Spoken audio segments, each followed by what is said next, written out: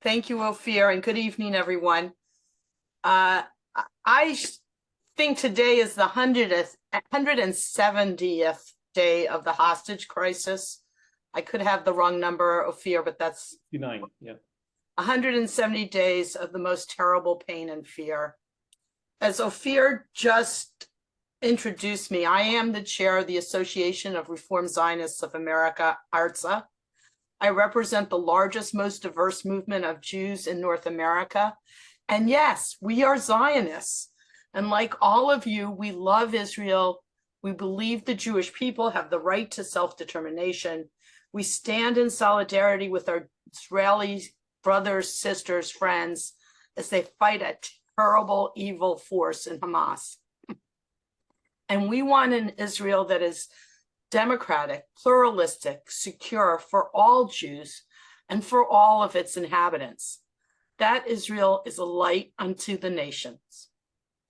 There are those who believe that while the war rages, we must keep our opinions to ourselves. I believe, however, that we have a responsibility to not just stand in solidarity, but to speak out when we have questions, doubts, or concerns about this war. We must be vigilant against right-wing extremists who threaten Israel's standing here in the US and among the nations. We must be clear that when Israel is in danger, all Jews everywhere are in danger. Our opinions matter and our actions matter even more. Arthur just laid out some very hard truths. I'm here to make sure that we can translate these truths into actions. I'm hoping that's what we'll discuss in our rooms tonight when we go into breakout. Here are some actions we each of us can do. 1, I don't think you need reminding, but let's just be clear. We must continue to put the hostages front and center. We must bring them home. There can be no permanent ceasefire without hostage return. As Rachel Poland Goldberg, the mother of Hirsch, one of the 130 plus hostages, explained to the Jewish Peoplehood Conference in Jerusalem last week, we must bring the hostages home, no matter the price, because the price of not doing so will be the undoing of the very soul of Israel. Don't let warmongers in Israel prioritize routing Hamas at the expense of the hostages. Bring them home now. And number 2, and just as we are advocating for the hostages, we need to make sure that the world is not permitted to forget for one moment the sexual violence, the sadism, and the barbarity of October 7th. Even as we make our voices heard in the corridors of power, that change has to come in Israel for peace to come. We cannot forget, and we must continue to point to the terrible atrocities on October 7th. And we cannot turn away from the terrible human tragedy that is Gaza. Yes, definitely because of Hamas's terrible tactics, but also because Israel is not doing all it can to address this tragedy.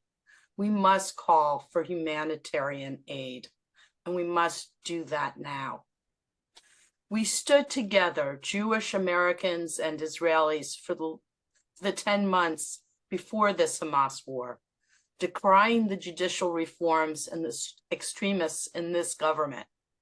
We must continue to stand together now and let Ben-Gvir and Smotrich know that their hateful vision for Israel is not okay.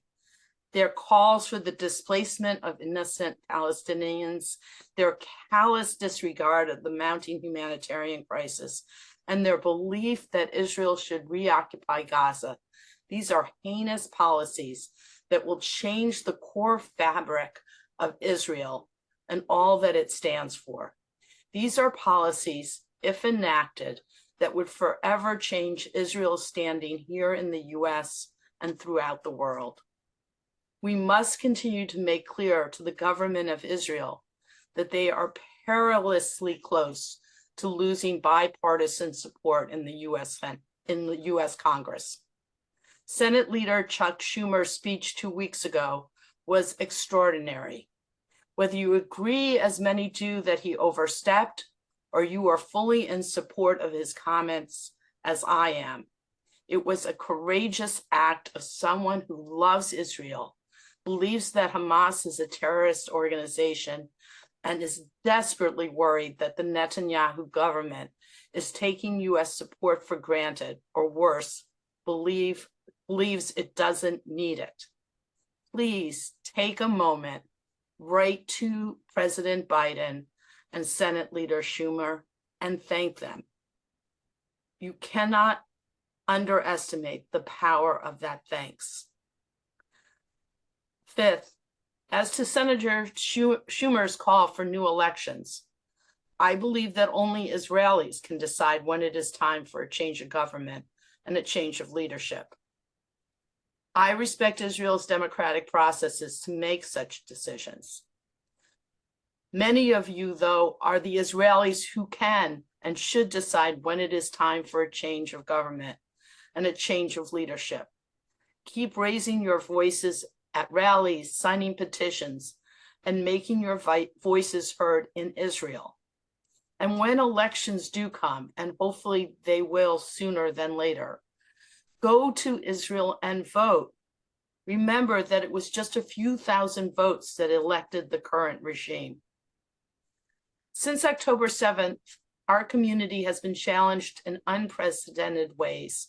Each of us has sought to respond, leading by our commitment to a Jewish, democratic, pluralistic state of Israel. We and others have called for measures that ensure that Israel is strong and secure, that the hostages are released immediately, that humanitarian aid reaches Palestinians in Gaza, and that a future in which an Israeli and Palestinian state exists side by side in peace is not foreclosed. To my expat Israeli friends, I ask one more thing, that you be a bridge between Israel and the diaspora. Be more active in American Jewish life. Go to our shuls, our JCCs, our schools. American Jews need to know that you care about our safety too, that you are not blind to the humanitarian crisis, that you too want an Israel that can continue to be that beacon of hope and security for all. Your voices matter. Please join me in making our dreams for Israel become a reality. Thank you. It's great to be together. Back to you, Ophir.